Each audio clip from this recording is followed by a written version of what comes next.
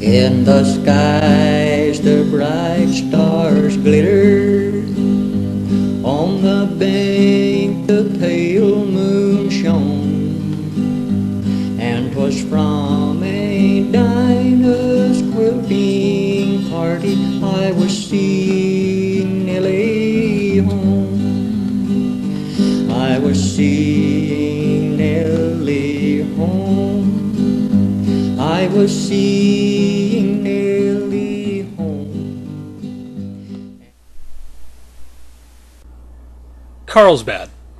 For many of the residents in this small town on the California coast, the name Samuel Church Smith will forever be associated with the founding of their community. Smith came to Carlsbad in 1886 and joined with Gerhardt Schutte, Henry Nelson, and D.D. Wadsworth to form the Carlsbad Land and Water Company. They dreamed of building a town around the mineral water which Captain John Fraser had discovered in 1883, and would even give the town its name, taken from the famous Carlsbad Spa in Karlovy Vary, Czechoslovakia.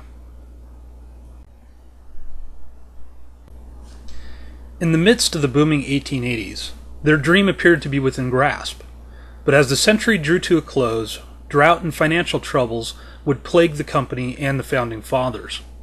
But this is merely one part of Samuel Church Smith's story. To find the rest of Smith's tale, we need only look at an old quilt hanging on the wall of his one-time home.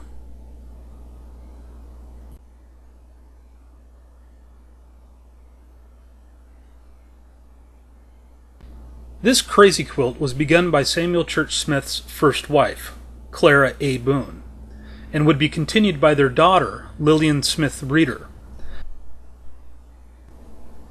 Crazy quilts were a popular hobby of Victorian women in the late 1800s. The quilts were made up of leftover scrap fabric and pieced together to create intricate geometric designs. Originating in the 1870s, crazy quilts drew inspiration from Japanese textiles and pottery. The importation of Japanese wares had begun after an 1854 treaty and was highlighted during the 1876 Centennial Exposition in Philadelphia. The Smiths had traveled to the Centennial celebration in Philadelphia and would even include this souvenir ribbon featuring George Washington and the Liberty Bell in the quilt. Although, in being influenced by Japan, crazy quilts pointed to a broadening view of the world, they also signified the Victorian view that artistic needlework was a virtuous pursuit for women whose primary role was domestic. Often a piece of a personal item, the hem of a dress or the liner of a hat, was added to commemorate a special event in the family's history. As mothers sat stitching with daughters, stories of these patches would be handed down to the next generation.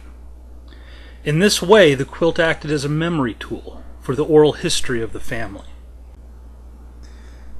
The quilt is left unfinished, and was meant to be continued on generation after generation, as shown by the rough edges. The quilt itself had been forgotten for many years, locked away in a suitcase in a shack, before being found by Mary Evans Johnson, the great-granddaughter of Samuel Church Smith. She described the quilt as being almost like the diary of her great-grandmother and grandmother, and tells of her grandmother reminiscing over the patches and the memories they evoked.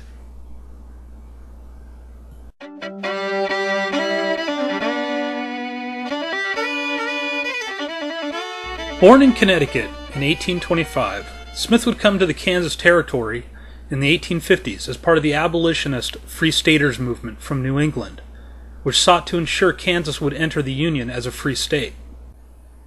The Missouri-Kansas border war would be a preview of the horrors to come in the Civil War, as armed conflicts erupted over Kansas joining the Union as a free state or a slave state. Gunmen from Missouri would cross the border to threaten and even kill the Free Stater immigrants. In 1856, a group of border ruffians entered the Free State stronghold of Lawrence, where they burned the Free State Hotel and ransacked homes and stores. Smith was active within the Free Stater movement, even serving as the secretary at the Topeka Constitutional Convention in 1855. This convention was the first effort to establish Kansas under a state constitution. It drafted the Topeka Constitution that was approved by free state voters in Kansas on December 15, 1855. In voting boycotted by most pro-slavery men, Charles L. Robinson was elected governor. The result of the election was the creation of a free state legislature in opposition to the official territorial legislature, which was a pro-slavery body. Each side considered the other to be fraudulent. Their conflict, carried out with guns in the ballot box, inspired the term Bleeding Kansas. The fighting would continue until 1859, when the Wyandotte Constitution was drafted and approved by a 2-to-1 margin in the abolitionists' favor, and would lead to Kansas entering the Union as a free state. That same year, 1859, Smith would marry Clara A. Boone of Missouri, a great-niece of the Kentucky scout Daniel Boone.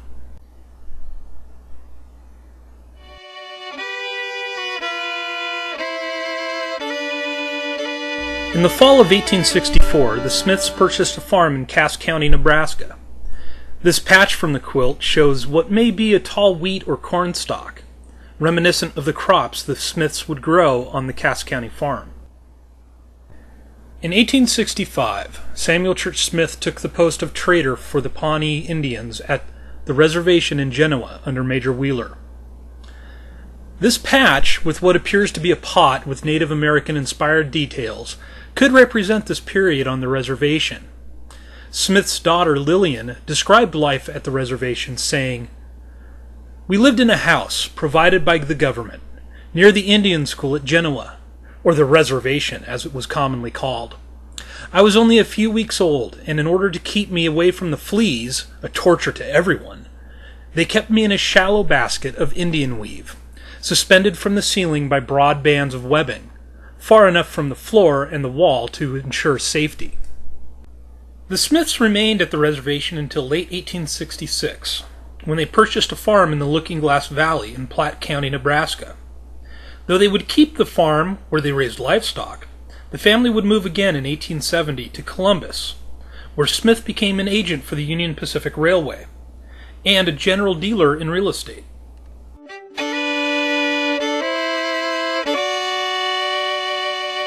In 1886, the Great Blizzard, a series of storms that hit the Kansas-Nebraska area less than a week apart, killed over 100 people and more than 100,000 cattle. In May that same year, Clara Smith would pass away. Now widowed and desiring to escape the cold winters, Smith decided to leave Nebraska for a more pleasant climate. Hearing of California's temperate climate and the mineral water from friend and fellow former Nebraskan Gerhart Schutte, Smith moved west to join Schutte in building the town of Carlsbad. In the skies the bright stars glitter, on the bank the pale moon shone, and 'twas from a dinah's quilting party I was seeing Nellie home. I was seeing Nellie home. I was seeing Nellie home, and 'twas from a dinah's quilting party I was seeing Nellie home.